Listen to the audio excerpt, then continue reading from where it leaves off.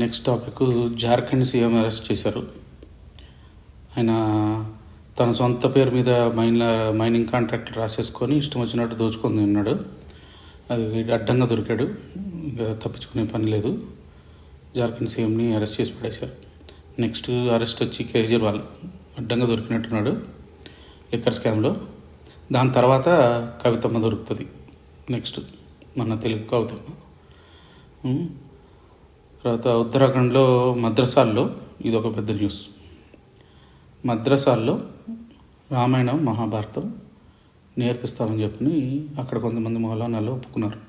మన భారతదేశానికి సంబంధించిన ఇతిహాసం మనం నేర్పించాలని మన స్కూళ్ళలో నేర్పిస్తున్నారు. ఎవడన్నా పరిస్థితి అది. మెల్లంగా చేంజ్ తీసుకురావడానికి ప్రయత్నం చేస్తున్నారు. ఆర్ఎస్ఎస్ యాక్టివిస్ట్ చంపిన సంఘటనకి 15 మంది పిఎఫ్ఐ హంతకులకి మరణశిక్ష విధించింది సుప్రీంకోర్టు. వాళ్ళు కేరళలో ఎంతోమంది ఆర్ఎస్ఎస్ యాక్టివిస్ట్ని చంపేస్తున్నారు. సో ఎన్నో సంవత్సరాల తర్వాత ఒక చిన్న జస్టిస్ జరిగింది హిందువులకి సేవ చేసే వాళ్ళందరినీ చంపేయటం. బ్రిటిష్ కాలంలో ఎలా జరిగిందో ఇప్పుడు కూడా ఇంకా అట్లాగే జరుగుతుంది. ఇంకా చేంజ్ అవ్వాలి భారతదేశం. ఫ్రెంచ్లో కూడా ఫార్మర్స్ ట్రాక్టర్లను తీసుకొచ్చి రోడ్ల మీద నిలబెట్టి ప్రొటెస్ట్ చేస్తున్నారంట. ఇదంతా గ్లోబల్ టెంప్లెట్. ఇది మన దేశంలో ఎవరికో సొంతంగా ఆలోచన వచ్చి చేసింది కాదు. మన దగ్గర కూడా ఢిల్లీలో ఫార్మర్ ప్రొటెస్ట్లు ఇన్ని ఆర్టిఫిషియల్గా క్రియేట్ చేసినాయి. ఖలిస్తానీలోను ఫారెన్ ఏజెన్సీస్ క్రియేట్ చేస్తూ ఉన్నారు ఇవన్నీ. తర్వాత కర్ణాటకలో హనుమాన్ ఫ్లాగ్ తీసేస్తే మన హిందువులందరూ బాగా గొడవ చేసి ప్రొటెస్ట్లు చేశారు. మా ఫ్లాగ్స్ మీరు తీస్తారా అని చెప్పని.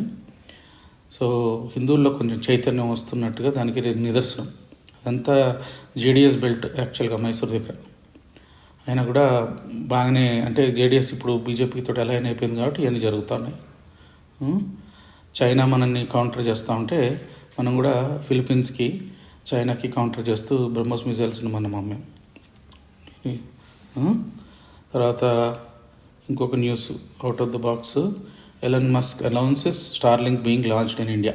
సో స్టార్లింక్ అనేది హై స్పీడ్ ఇంటర్నెట్, ప్రతి గ్రామంలో హై స్పీడ్ ఇంటర్నెట్ వచ్చేటట్టుగా అదొక ప్రయత్నం జరుగుతుంది.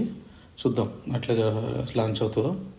సో ఇంకొకటి మాస్టర్ స్ట్రోక్, మోడీ గారు చేసిన master stroke.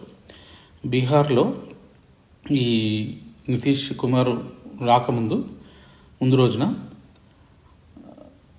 Bihar CM Karpoori Thakur అనేది బాగా పూర్ పర్సన్, కానీ చీఫ్ మినిస్టర్గా కపుల్ ఆఫ్ టైమ్స్ చేశాడు బీహార్కి. ఆయన్ని భారతరత్న అవార్డు డిక్లేర్ చేసింది బీజేపీ గవర్నమెంట్. సో దాంతో ఎక్స్ట్రీమ్ పావర్టీలో ఉన్న తెగలన్నీ కూడా, అందరి దళిత కమ్యూనిటీస్, ఎక్స్ట్రీమ్ బ్యాక్వర్డ్ క్లాసెస్, వీళ్ళందరూ కూడా కర్పూరి ఠాకర్ని బాగా కొలుస్తారు. సో ఈ నితీష్ కుమార్ ఆ సెగ్మెంట్ బాగా రిప్రజెంట్ చేస్తూ ఉంటాడు అనమాట. సో అందుకని ఆయన జాయిన్ అయ్యే ముందు రోజున భారతరత్న అవార్డు ఇచ్చారు. మోడీ గారు ఏది చేసినా పొలిటికల్ గెయిన్ వచ్చేటట్టుగా ఆయన టైమింగ్ చేస్తాడు అనమాట. Is a deserving candidate, but ఆయన టైమింగ్ అట్లా ఉంటుంది. తర్వాత అద్వానీ గారు కూడా భారతరత్న ఇచ్చారు. సో చాలామంది ఆర్ఎస్ఎస్ యాక్టివిటీస్లు పాతకాలం 92లో అద్వానీ గారి రథయాత్రలో పాల్గొన్న వాళ్ళందరూ చాలా సంతోషించుంటారు. వాళ్ళ పిల్లలు కూడా బాగా సంతోషించారు. అద్వానీ గారు కళ్ళలో నీళ్లు తెచ్చుకున్నారు. ఆయన బతుకుండగానే ఆయనకి భారతరత్న ఇవ్వటం అనేది చాలా అరుదుగా జరుగుతుంది. సో మన చిరంజీవి గారికి కూడా పద్మవిభూషణ్ ఇచ్చి పవన్ కళ్యాణ్ కానీ కట్టేశారు. ఇది కూడా మాస్టర్ స్ట్రోకే. ఇప్పుడు బీజేపీని కాదని పవన్ కళ్యాణ్ వెళ్ళలేకుండా ఆయన్ని సైకలాజికల్గా అరెస్ట్ చేసినట్టే నిజంగా చెప్పాలంటే. సో వాళ్ళ ఫ్యామిలీకి ఎంత కేర్ తీసుకుంటున్నారు అనేది ఇది ఒక నిదర్శనం అనమాట. జస్టర్ ఇచ్చారు, ఇండైరెక్ట్గా జస్టర్ ఇచ్చారు అనమాట.